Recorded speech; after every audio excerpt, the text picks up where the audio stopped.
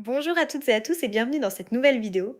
Aujourd'hui, nous partons à la découverte de l'une des forces les plus spectaculaires de notre planète, les volcans. Ces montagnes de feu fascinent et terrifient l'humanité depuis la nuit des temps, mais comment fonctionnent-ils vraiment? Au programme, ce qu'est un volcan, la structure interne de la Terre, l'origine du magma, l'anatomie d'un volcan, le rôle de la tectonique des plaques, les différents types d'éruptions, les produits et les dangers, la surveillance, quelques éruptions célèbres, les bienfaits des volcans et même les volcans d'autres planètes. Installez-vous confortablement, c'est parti. Commençons par une définition.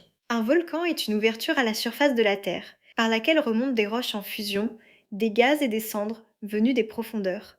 Cette matière brûlante porte un nom, le magma tant qu'il est sous terre, et la lave une fois qu'il a jailli à l'air libre. Un volcan, ce n'est donc pas seulement une montagne, c'est avant tout une cheminée reliant la surface aux entrailles de la planète. Il existe environ 1500 volcans actifs sur les continents et bien davantage encore cachés au fond des océans. La Terre est une planète vivante et les volcans en sont la respiration la plus visible. Pour comprendre les volcans, il faut d'abord connaître l'intérieur de la Terre. Notre planète est formée de plusieurs couches, comme un oignon. Tout à l'extérieur, une fine pellicule solide, la croûte sur laquelle nous vivons. En dessous, une couche très épaisse et brûlante, le manteau fait de roches si chaudes qu'elles se déforment lentement, comme une pâte. Et tout au centre, le noyau, extrêmement chaud, en partie liquide, fait surtout de fer. La chaleur interne de la Terre, héritée de sa formation et entretenue par la radioactivité, est le véritable moteur de toute l'activité volcanique. C'est cette chaleur qui, peu à peu, va engendrer le magma. D'où vient exactement le magma? Contrairement à une idée reçue, le manteau n'est pas un océan de roches liquides. Il est presque entièrement solide mais brûlant. Le magma se forme seulement à certains endroits lorsque les conditions s'y prêtent. Une baisse de pression ou un apport d'eau suffisent à faire fondre une petite partie des roches du manteau. Ce magma, plus léger que la roche solide qui l'entoure, a alors tendance à remonter, lentement, vers la surface. En chemin, il s'accumule parfois dans une vaste poche souterraine qu'on appelle la chambre magmatique. C'est les réservoirs qui alimentera, le moment venu, l'éruption. Voyons maintenant l'anatomie d'un volcan. Tout en bas, à plusieurs kilomètres de profondeur, se trouve la chambre magmatique, le réservoir de magma. De cette chambre part un conduit vertical étroit qu'on appelle la cheminée. C'est par elle que le magma remonte sous la pression des gaz. Au sommet, la cheminée débouche sur une ouverture, le cratère par lequel jaillissent lave, cendres et gaz. L'accumulation, éruption après éruption, des matériaux rejetés finit par construire la montagne que l'on voit, le cône volcanique. Parfois, le magma trouve aussi des sorties latérales, formant des cratères secondaires sur les flancs.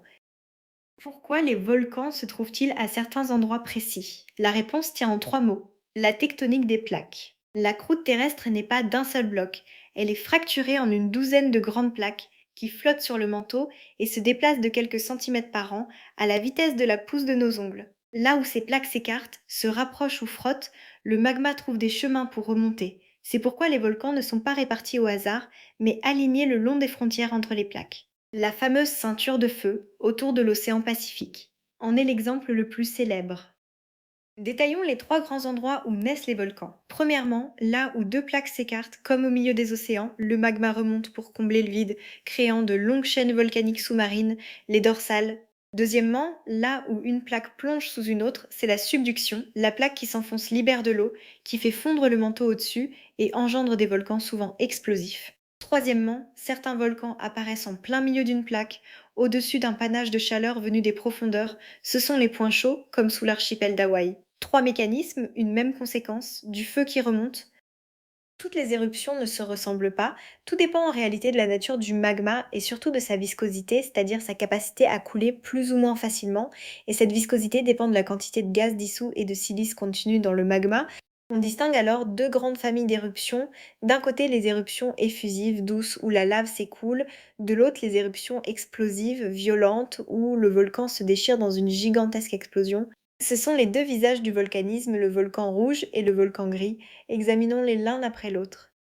Commençons par le volcan rouge, celui des éruptions effusives. Son magma est fluide, pauvre en silice, et laisse facilement s'échapper ses gaz sans accumuler de pression. Résultat, la lave jaillit tranquillement et s'écoule en longues coulées incandescentes, parfois sur des kilomètres. Ces éruptions, dites de type hawaïen, sont spectaculaires mais relativement peu dangereuses pour qui se tient à distance, car la lave avance lentement. Avec le temps, ces coulées successives construisent de larges volcans aux pentes douces, en forme de bouclier. Le piton de la Fournaise à La Réunion ou les volcans d'Hawaï en sont de magnifiques exemples. Voici maintenant le volcan gris, celui des éruptions explosives bien plus redoutables. Son magma est visqueux, épais, riche en silice, il coule très mal et emprisonne ses gaz. La pression monte alors, monte encore, comme dans une bouteille que l'on secoue jusqu'à l'explosion.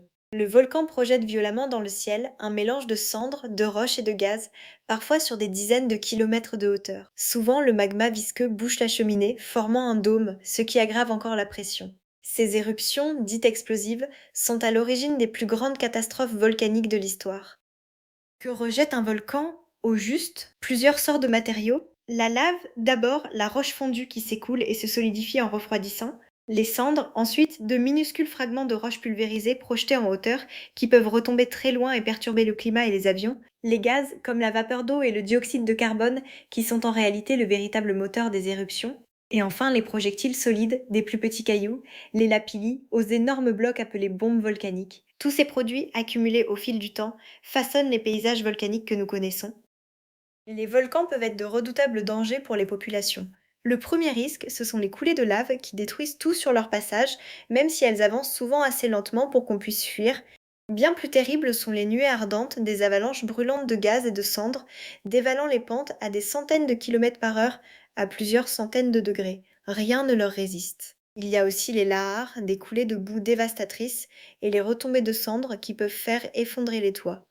Comprendre ces dangers, c'est la première étape pour protéger les millions de personnes qui vivent près des volcans. Heureusement, on peut aujourd'hui surveiller les volcans et souvent anticiper leur réveil. Avant une éruption, le volcan envoie des signaux. Les scientifiques, les volcanologues, les guettent grâce à plusieurs instruments. Les sismomètres détectent les minuscules tremblements provoqués par la montée du magma. Des capteurs mesurent le gonflement du sol lorsque la chambre magmatique se remplit. On analyse aussi la composition des gaz qui s'échappent. En combinant tous ces indices, on peut parfois lancer l'alerte à temps et évacuer les populations, comme ce fut le cas au Pinatubo en 1991, sauvant des dizaines de milliers de vies. L'histoire est jalonnée d'éruptions célèbres. En l'an 79, le Vésuve ensevelit la ville de Pompéi sous les cendres, figeant ses habitants pour l'éternité. En 1883, l'explosion du Krakatoa en Indonésie fut entendue à des milliers de kilomètres et provoqua des tsunamis dévastateurs. En 1902, la montagne Pelée en Martinique détruisit la ville de Saint-Pierre par une nuée ardente en quelques minutes. Ces catastrophes nous rappellent la puissance des volcans, mais elles ont aussi fait progresser la science en nous apprenant peu à peu à mieux les comprendre et à mieux nous en protéger. Mais les volcans ne sont pas que des destructeurs, ils sont aussi, depuis toujours, des bâtisseurs. Les cendres volcaniques, en se décomposant, donnent des sols parmi les plus fertiles de la planète, c'est pourquoi tant de gens choisissent de vivre à leurs pieds. La chaleur du sous-sol volcanique fournit une énergie propre et inépuisable, la géothermie, qui chauffe des villes entières comme en Islande. Les volcans créent aussi de nouvelles terres, des îles entières surgies de l'océan. Et à l'échelle des temps géologiques, ce sont les volcans qui ont libéré les gaz ayant formé notre atmosphère et nos océans. Sans volcans, tout simplement, il n'y aurait pas de vie sur Terre. Pour finir, levons les yeux vers le ciel. La Terre n'a pas le monopole des volcans. Sur la planète Mars se dresse Olympus Mons, le plus grand volcan connu du système solaire, presque 3 fois la hauteur de l'Everest. Sur Io, une petite lune de Jupiter, des volcans crachent du soufre en permanence, ce qui en fait le monde le plus volcanique connu. Et sur certaines lunes glacées, comme Encelade, on observe un volcanisme bien étrange. Ce ne sont pas des roches en fusion qui jaillissent, mais de la glace et de l'eau. Le volcanisme est donc un phénomène universel, une façon pour les mondes d'évacuer leur chaleur interne.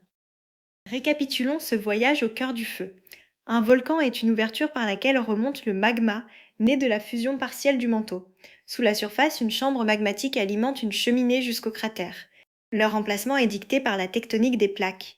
Dorsale, zone de subduction et point chaud. Selon la viscosité du magma, l'éruption est effusive, le volcan rouge ou explosive, le volcan gris. Les volcans menacent par leur coulée et leurs nuées ardentes, mais on sait de mieux en mieux les surveiller. Et n'oublions pas, destructeurs certes, mais aussi créateurs de sol, d'énergie, de terre et même de notre atmosphère. Et voilà, notre exploration des volcans touche à sa fin.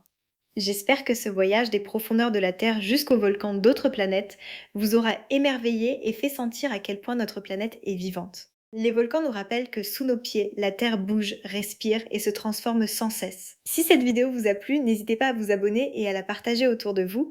Dans la prochaine vidéo, nous explorerons un autre grand mystère de la science. Merci de m'avoir suivi jusqu'au bout et à très bientôt.